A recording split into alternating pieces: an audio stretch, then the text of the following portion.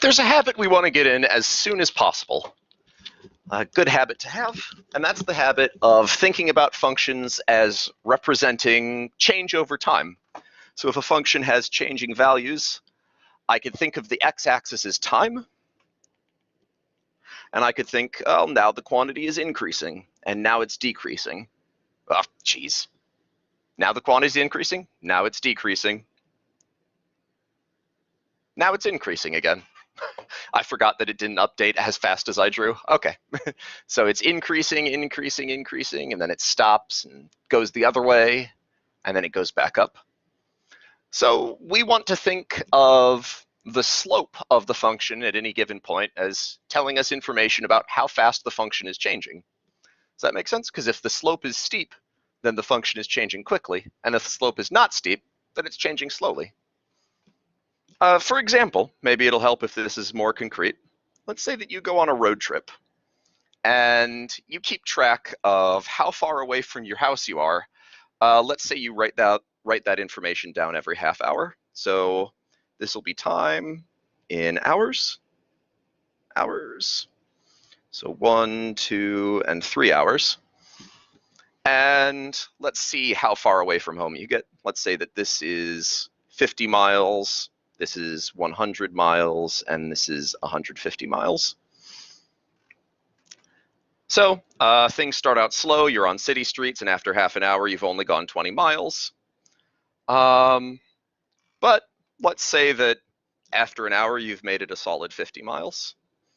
And then you go really fast for the second hour, and you make it to 80 miles in half an hour, and then you do another 40 miles in the next half hour. So we're going pretty fast now. But then we hit a big traffic jam and we don't move at all for the next half hour. And when we finally get moving again, we make it up to mile 150 after hour 3. So this is the point 3, 150. And this one was the point 150. I'm going to use those in a minute, which is why I wanted to label them. If you had been writing down your time every instant, maybe you had an app on your phone doing that with your GPS, then you would get a smooth curve like this graph. But if you're just writing down the mile marker every half hour, you're just going to get dots like this. So this isn't enough information for me to know how fast you were moving at any specific time. Well, except that I know you didn't move at all between here and here. Other than that, though, I don't know if you started off this half hour by going really fast and then really slow. Let me draw these. I don't know if you went really fast and then slow, or if you stopped for a while and then went really fast. This graph isn't telling me the whole story. But what it can tell me is, on average, how fast you're moving. So the first thing we're going to talk about, and this will be most of the rates of change lesson, is we want to talk about average rate of change. For example, let's say I ask, on average, so I'll use ARC for average rate of change because I don't want to write that phrase out every time. What is, on average, what is your rate of change from 1 o'clock to 3 o'clock? Let's say that you left right at noon. So these are 1 o'clock, 2 o'clock, and 3 o'clock. That'll make things simpler.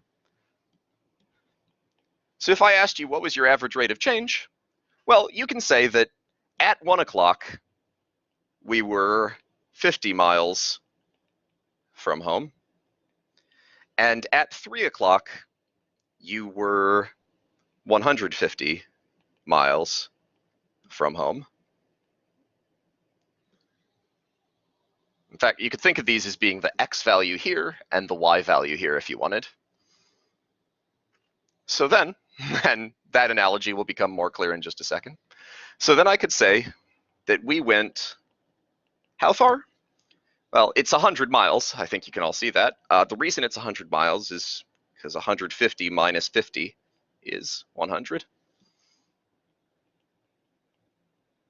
So it's nice to have a little explanation. I'll be referring to that in a bit. We went 100 miles in, and this is going to be really pedantic. You all know it's 2 hours, but I'm going to write it as 3 minus 1 equals 2 hours. So we went 100 miles in 2 hours. So what's your average speed? Right, 50 miles per hour. And because I'm being pedantic and thorough, I'm going to say that's because 100 divided by 2, 100 miles in 2 hours is 50 miles per hour. So I don't know how fast you went at any specific point. Sometimes you were going faster, sometimes you were going slower. But on average, between here and here, you were going 50 miles per hour. If you went 50 miles per hour the whole time, you would make it from here to here smoothly. But that wouldn't explain these dots in the middle. But I didn't ask about the dots in the middle. I just asked between 1 hour and 3 hours. Remember on the original graph, I said, if the slope is big, then you're increasing faster than if the slope is small? Well, here's what I mean by that. Take a look at this. If I draw a dotted line straight from the point at x equals 1 to the point at x equals 3, what's the slope of that line? It's rise over run, right? Well, the rise, it started at 50 and it went to 100. So the rise is 150 minus 50 equals 100. And how about the run? Well, it started at hour 1 and it went to hour 3. So the run is 3 minus 1 equals 2. Well, that's weird. That's exactly the same math I did down here. So it turns out that the slope is a geometric representation of average rate of change. The slope between these 2 points represents the average rate of change. So this slope really is rise over run, 100 miles divided by 2 hours. The slope is precisely 50 miles per hour. So if this slope was steeper, you'd be moving faster because you would get further in less time. If this slope were even shallower, you'd be moving slower because you're making less headway in more time. So slope is the same thing as rate of change. If you think of the x-axis as time and the y-axis as movement, then slope is the rate of change of your movement over time. Does that make sense? Nathan, this is a recording. You can't ask them if it makes sense. They can't hear you. Jeez, that's twice just now. Did one of those on the last video too. So, one little change in this problem, but it actually doesn't change anything. It's just in the future, I'm going to say, instead of what's the average rate of change from 1 o'clock to 3 o'clock, I'm going to give those x values as an interval.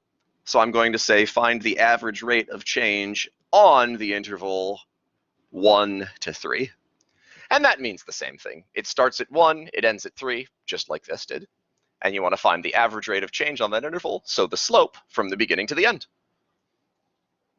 Let's see if we can do that in some more abstract cases. Let's see if we can do that with functions rather than with a story problem where we plot points. Let's say that f of x equals x squared. If you want to think of this as distance away from home again, then if you step down on your accelerator pedal really hard, you take off, and the longer you've been driving, the faster you're going. Your speed is steadily increasing. If your speed is steadily increasing, it turns out that you will, in fact, drive in a parabola shape. Now, that's not to say you're making a parabola on the road, rather that if we plot your distance traveled against how long you've been driving, that shape is a parabola. So your car starts off slow as it's getting traction, and then your engine revs up and you're moving faster and faster.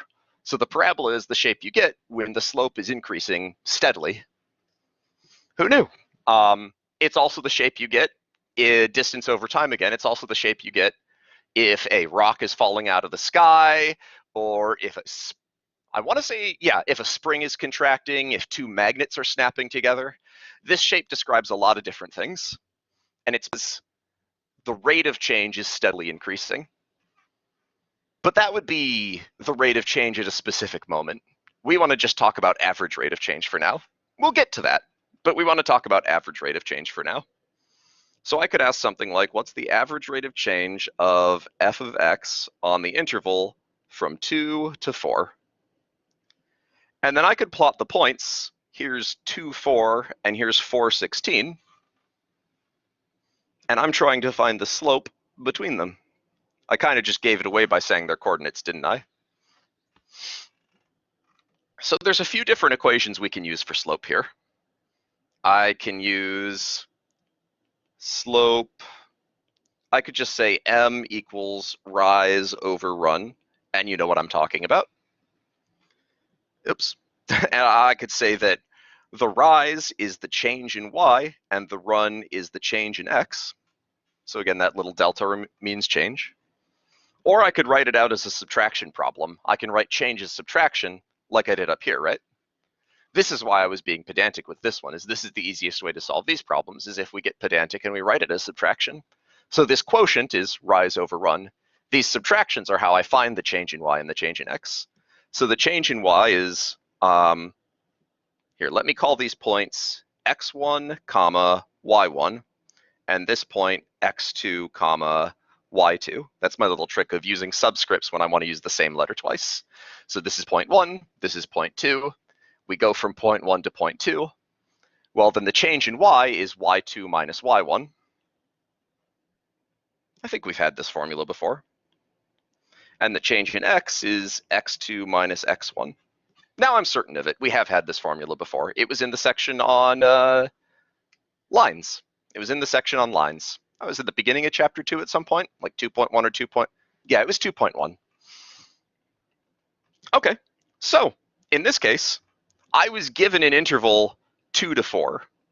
When I'm given that interval, this 2 is x1, and this 4 is x2.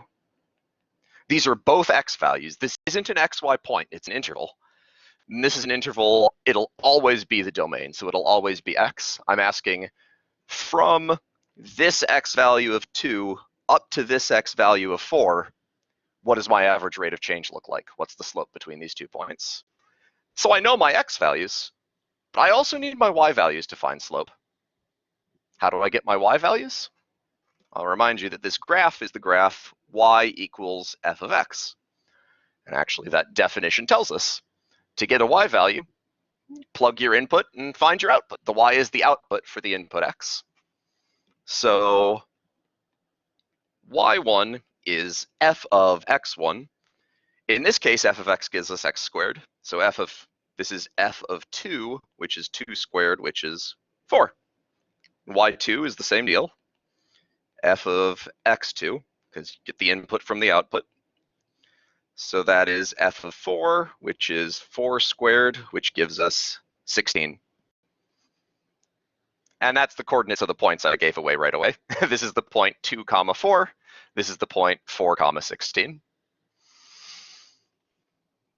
Again, that's x1, y1, 2, comma 4, and then 4, comma 16. There's a little ambiguity the way I said it. So when I get my slope, in this case, it is 16 minus 4, the rise is 12, divided by 4 minus 2, the run is 2.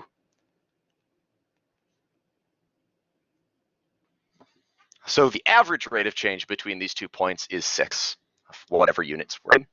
Maybe it's meters per second, maybe it's miles per hour, maybe it's something else. The average rate of change is 6.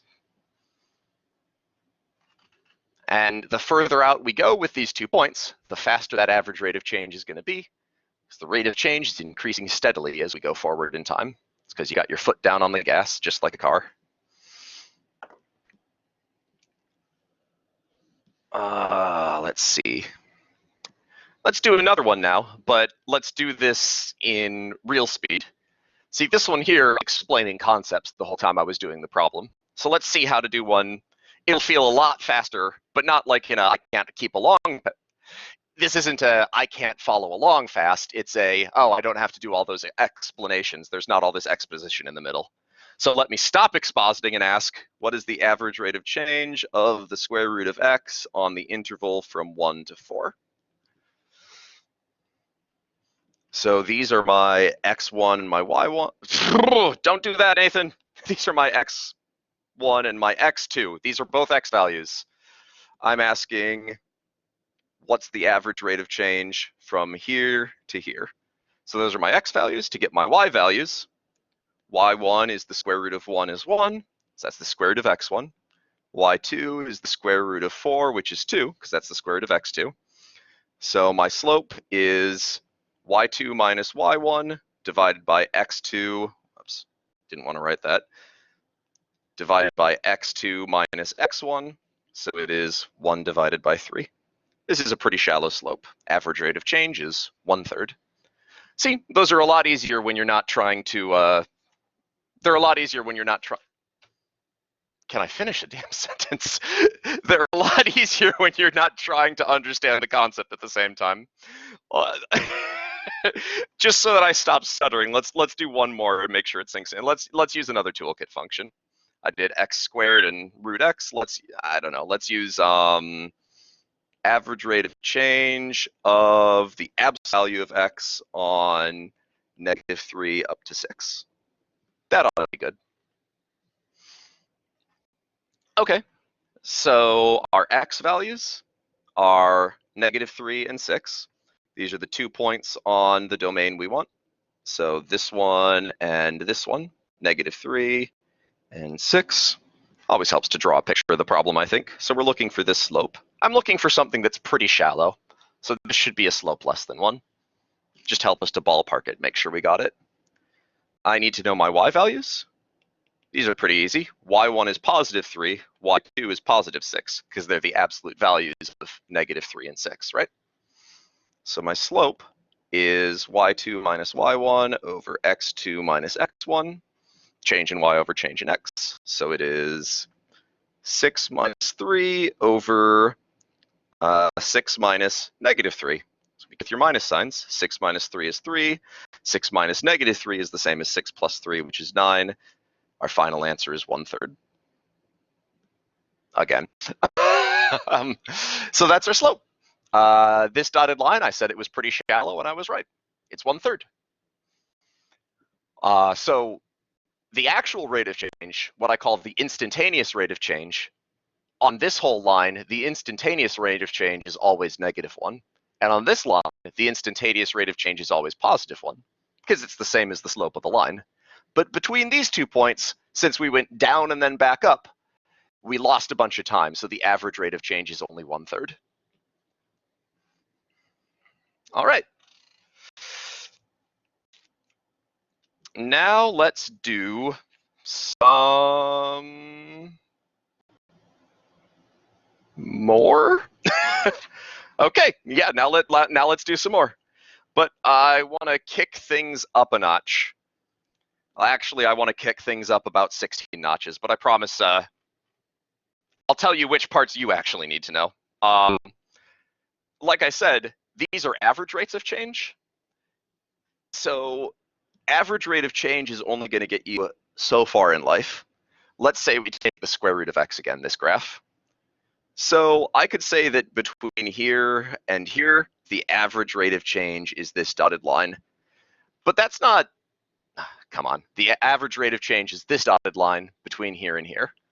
But that's not really satisfying, because the weird thing is we're going faster for part of the time and then slower for part of the time. How do I describe that we were going faster and then slower? How do I describe how fast we're going at each moment in time?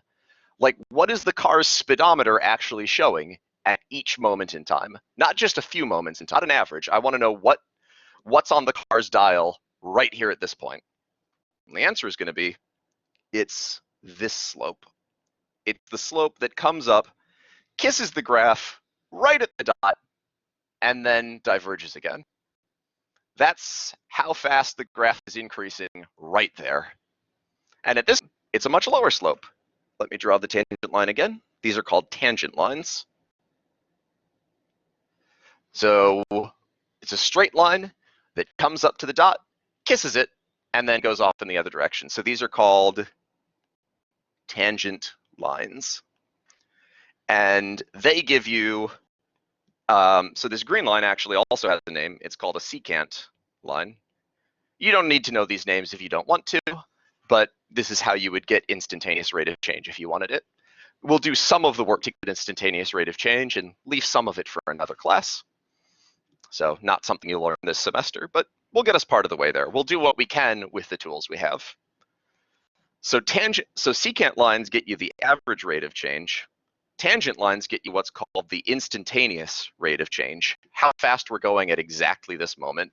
This is I for instant or instantaneous. How fast are we going right at that instant? What's showing on the car's speedometer? But the problem is, how am I going to get a tangent line? The secant line was really easy. I had 2 points, and I just found the slope between them with this formula. The problem with the tangent line is I only have 1 point. How am I supposed to do that? Well, around 300 years ago, a couple of mathematicians, one in England and one in Germany, so this is only 300 years old. The rest of algebra is much older, but this is much newer. They came up with a really cool idea. Let's say this is our curve. I'm zooming in just a little bit. And let's say I want to know the instantaneous rate of change right at this point. What I can do is I can start out here and do a secant like normal.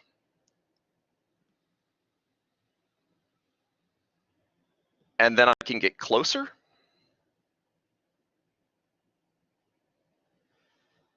And closer. And closer. And do you see what's happening? The closer I get, the closer this slope is to the actual tangent line. So if I can just keep getting closer forever, I'll get a closer and closer approximation to the tangent line. And if I can guess where that's going, if I can follow the pattern and guess what I'm going to get when they're perfectly on each other, then I'll know the tangent line. That method is called calculus. Literally, in calculus, this is the method of taking a limit to get a derivative. And these are the 2 most important methods in calculus. So if you decide to take calculus after this class, like if you've got a STEM major, this is what you'll be doing. Now, as a matter of fact, we can do 90% of the work with just the tools we have available in this class. So don't get daunted. Just because I said it's calculus doesn't mean it's hard. We'll be able to do this. Let me do 2 examples, because they're going to want you to do one of these on the final. So let me do a couple of examples. Again, don't panic. It's not as bad as it sounds.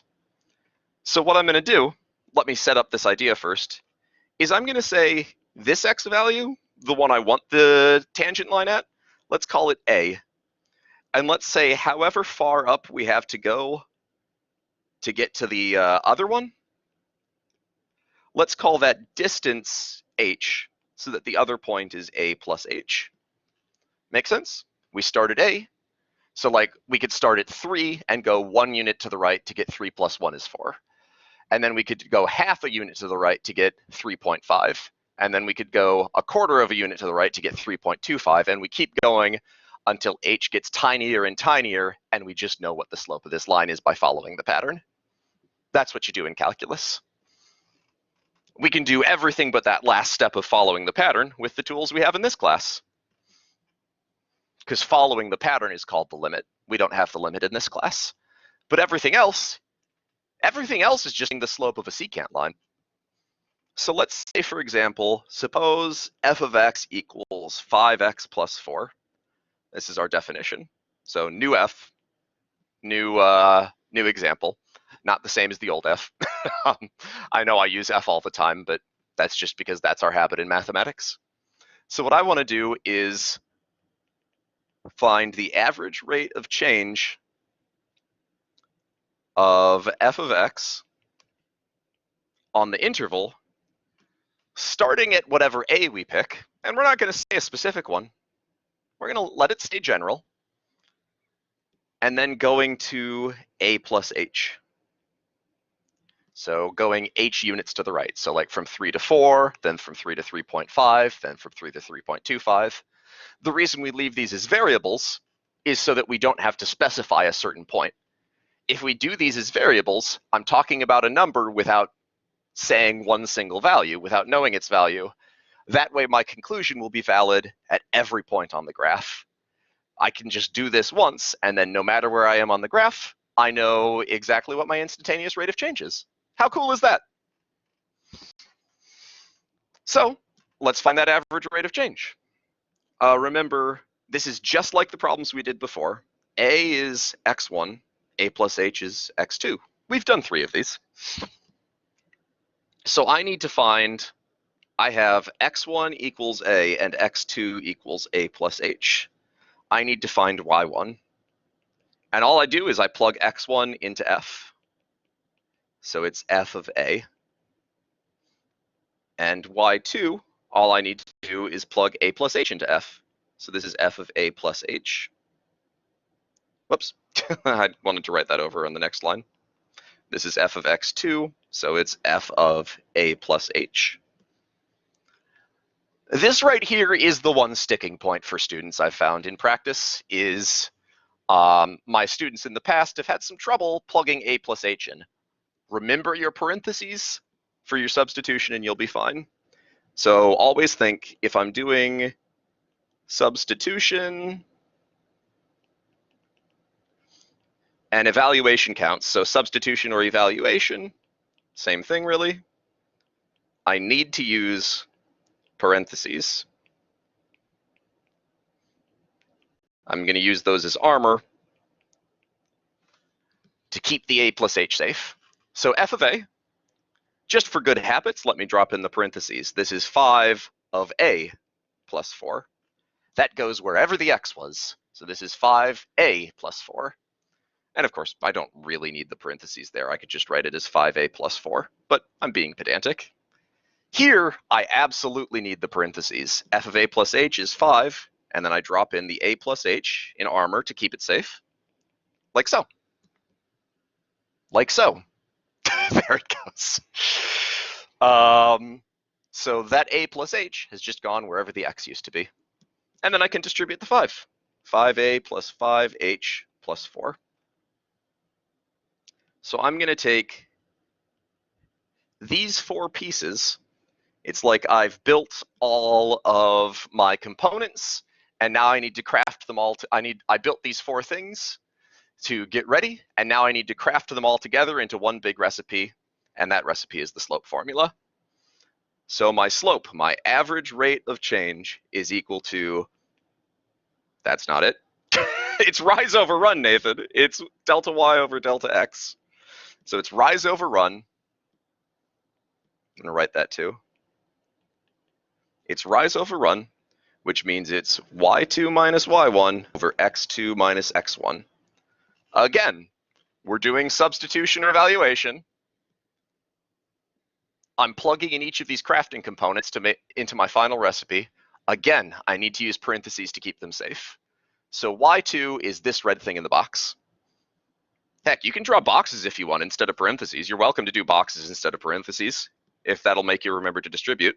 I'm going to do parentheses. Hell, let me do red parentheses to match the boxes. This guy was 5a plus 5h plus 4.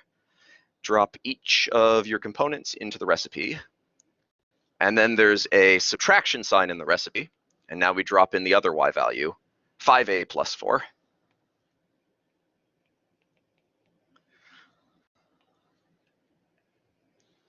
And now I drop in my x values. X2 was a plus h. So it's pretty intricate, but if you can follow this blueprint and put the parts where they belong with their parenthesis armor, it's really not that bad. It's a lot of, I mean, that's what math really is at its heart. That's why we write things on the paper. If you can do a whole problem like this in your head, then more power to you. But the reason we write things on paper is because we're writing instructions for ourselves to follow. I wrote down these instructions and then these instructions, and now I'm following my own instructions. It's like you're writing your own blueprint. Each line is the blueprint for the next line. In this case, I have all these components and I'm plugging them into this recipe. The last one is A. Now all the pieces are in place, and all I need to do is simplify. So the rest of the problem is not bad at all. I'm going to distribute my minus signs. So I have 5a plus 5h plus 4 minus 5a minus 4. Distribute this minus sign, a plus h minus a. And now, if you've done everything right, a whole lot of things are going to cancel at once. 5a's are opposites. 5a and negative 5a. The 4's, I have a 4 here. Sorry. Come on. I have a 4 here, and I have a -4 here. And there they go. Those cancel. My game's a little laggy. And then I have an A and a -A, and those cancel as well. So if I have terms that are both in the same side of the fraction, the numerator or in the denominator, I can just cancel out those terms. 5a and 5a are both in the numerator, so they just so this subtracts from that, no problem. This subtracts from that. This subtracts from that. You're always going to get a bunch of things canceling at this step. And as a matter of fact, things are about to cancel again. All we were left with was 5h divided by h. And what happens at this point is I have an h in the numerator and denominator. It's just like if h was 2, this would be 10 divided by 2 is 5. If h was 3, this would be 15 divided by 3 is 5. 5h divided by h is 5. So, as a matter of fact, we didn't need a limit this time. The average rate of change between any 2 points is 5.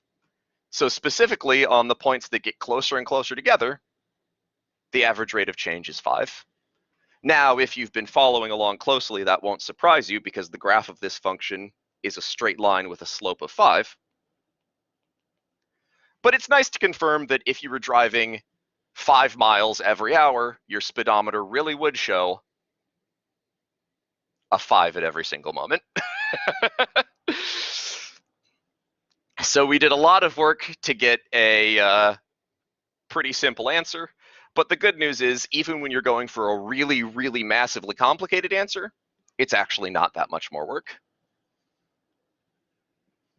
Let's do another example. And then we'll hit up, ooh, yeah, that's a good one, yeah. Okay. Let me make a function, a quadratic function. Let's say I want to know the average rate of change, and I'm really trying to get an instantaneous rate of change, so I do f of x equals, and this function's going to be, how about x squared plus 3x, and then I want to know its average rate of change on a to a plus h. So first I'm going to build my 4 components. x1 is a, x2 is a plus h. Actually, that never changes. Put them in parentheses now. Save me some headache later. All right. This problem's a little dicier because there's 2 places. When you're plugging an input into f, it replaces the x, right? And here, there's 2 places to do that. So just as a practice before we get into this problem, if I wanted to find f of 5, my answer would be 5 goes everywhere that an x was. So 5 squared plus 3 times 5. And that would be 40. Or f of -2 would be -2 squared plus 3 times -2. So that would be 4 minus 6. Huh, get the same thing back. It's actually -2 this time. So that's how I plug things into this function. So a and a plus h are no different. y1 is f of a, it's f of x1. So it's a squared plus 3 times a. Just like I did over here, I'm going to drop an a into every place that the x was. Let me bundle this up. And y2, this is it's probably the hardest part of this problem. After this, we're just putting things together. It's f of a plus h, so be real careful. It is going to be a plus h squared plus 3 times a plus h. So everywhere that there used to be an x, it's like you're doing a search and replace on your phone. Everywhere that there used to be an x, there's now an a plus h in parentheses.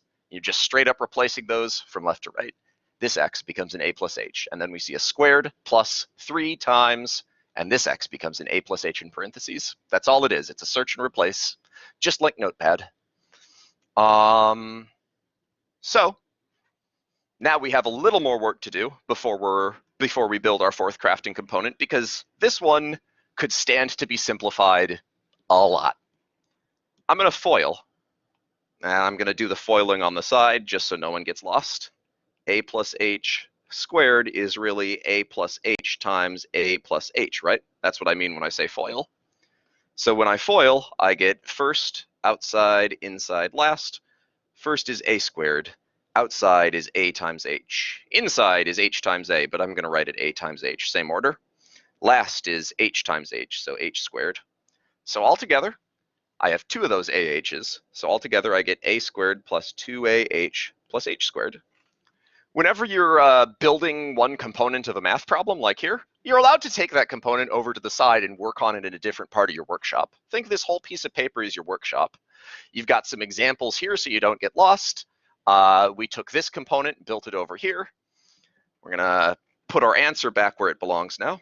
So y2 equals, here, let me, a plus h squared, that was a squared plus 2ah plus h squared. We grabbed that from right here. And then I have to distribute the 3a and 3h.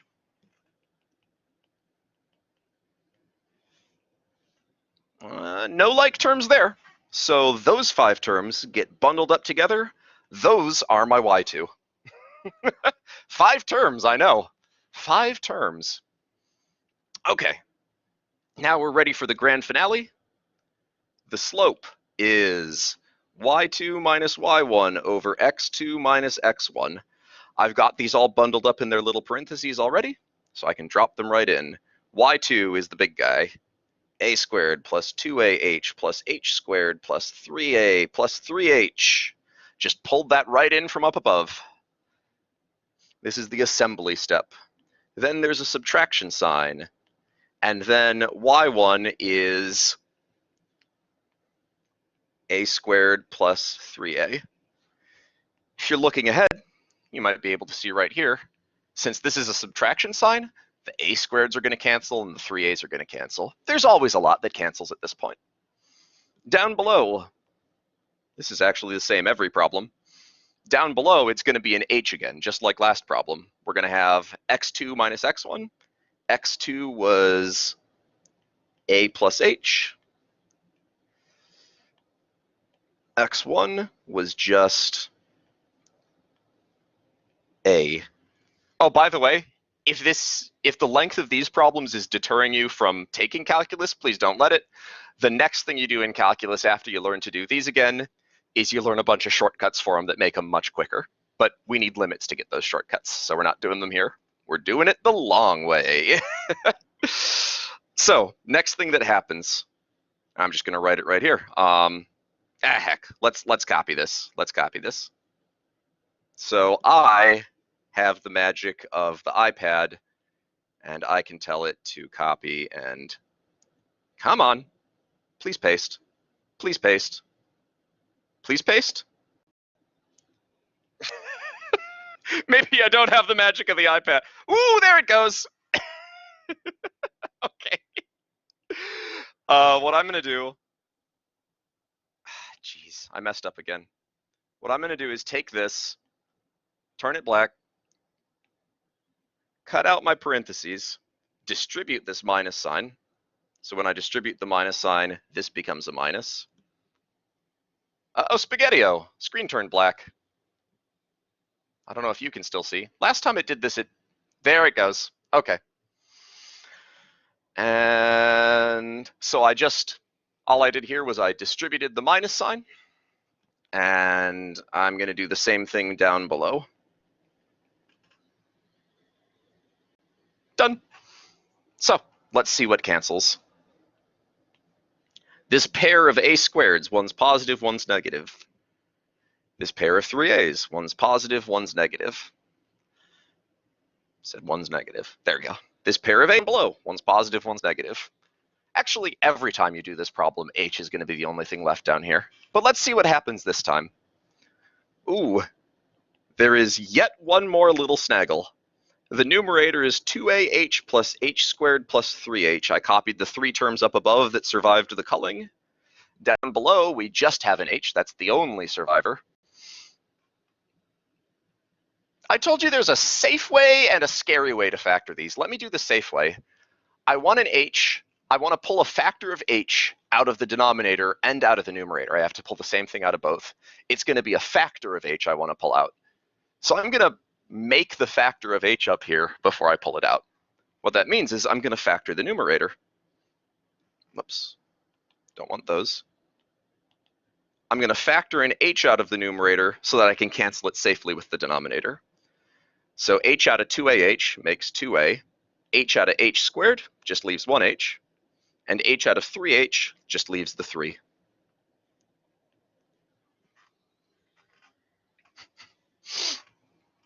So now I have a factor of h here and a factor of h there, and I can cancel them. And so my final answer in college algebra is the slope is 2a plus h plus 3. Now,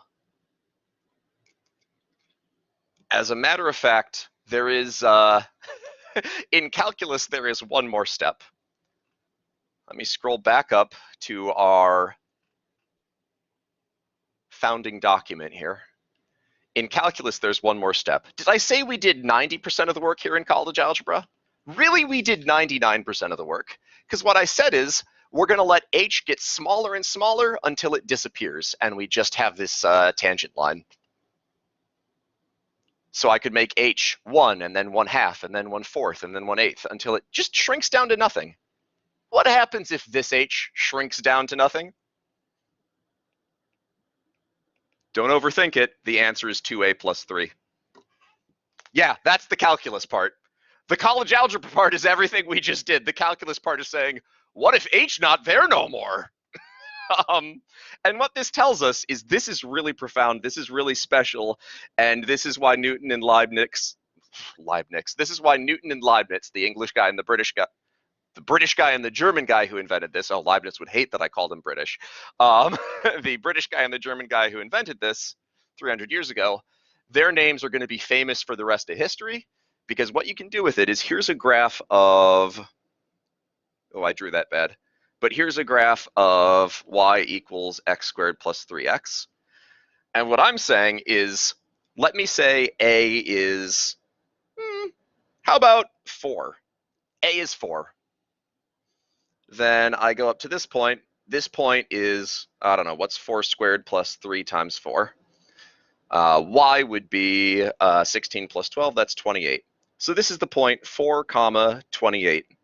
But now, I know something real special about this point. I know that the slope here is 2 times 4 plus 3. So right at this point, nowhere else, but right at this point, the speedometer on your car is going to read 11. And that was the invention that Newton and Leibniz contributed to humanity. They showed a way that if you know the position at every point, you can calculate what the speedometer shows at every point. And this had profound implications for science. This is the reason we have computers, automobiles, airplanes. Most of the Industrial Revolution could not have been done, or could not have been done efficiently, without calculus. The implications of calculus for modern human technology cannot be overstated. This is one of the greatest scientific discoveries of all time, honestly. One of the greatest discoveries of all time. And you've just done 99% of it in college algebra. How cool is that? Because it's one thing to discover it, but it's another thing to put it in terms that anyone can follow along with. So it took us years and years after Newton and Leibniz to actually come up with notation that wasn't terrible. They had the ideas, but their explanations lacked certain finesse. But now we have the best of both worlds. And the entire problem is, hey, if you can plug numbers into the function, and then simplify, and then assemble your 4 subcomponents into one big picture, simplify that, then you know the slope at every point.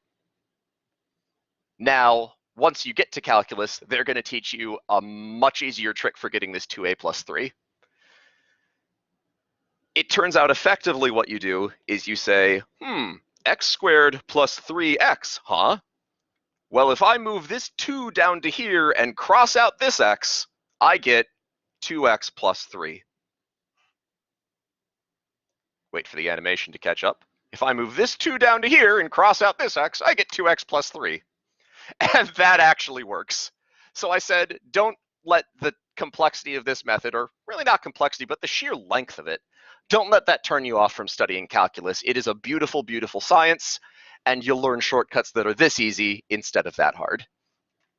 So that's my spiel. That's average rate of change. Tell you what, let's call it there. I've got some more examples if you want to see them in office hours, but I think this video is long enough. And next, I'm going to show you one more thing, and then we will all be done with Unit 2 together. See you in a moment.